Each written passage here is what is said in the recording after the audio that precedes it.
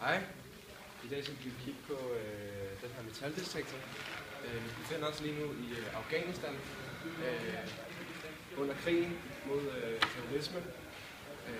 Og her blev rigtig mange, især også danske soldater, udstationeret for at bekæmpe terror.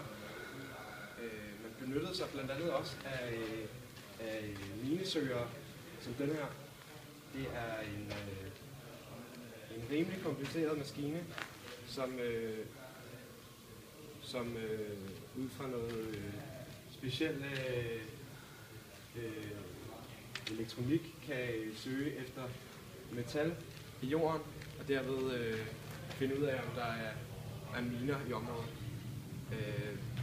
Soldaterne de gjorde det ved, at en mand gik forrest med den her metaldetektor eller minesøger, som man også kan se på billedet her, hvor han så gik og selvfølgelig søgte, og hvis maskinen lavede lyde, vil det så sige, at der var noget metal i jorden. De andre soldater gik så bag ham, og den forreste soldat, han havde så noget spraymaling af en art, hvor man, som man kan se her, hvor han så sprayede den rute, den gik, så de efterkommende soldater så kunne følge den samme rute og undgå minerne. Ja. Fantastisk, ikke?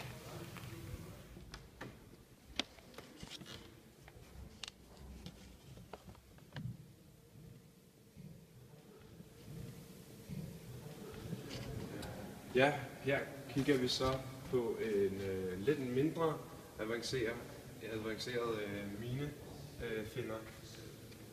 Den såkaldte minestikker. Den blev blandt andet brugt af hjemmeværnet i perioden 1945 til 1991. Man brugte den på den måde, at man lå nede i sandet og stak simpelthen ned i jorden for at mærke, om der var nogle miner. Og der var en stor risiko ved at ligge og finde miner på den her måde. Så i forhold til den første minefinder, vi kiggede på, altså metaldetektoren, så er der sket en stor forandring i forhold til teknologiens udvikling, at man herved kan bruge teknologien til at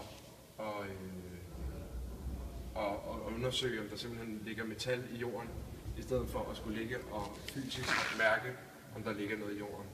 Så på den måde kan man se en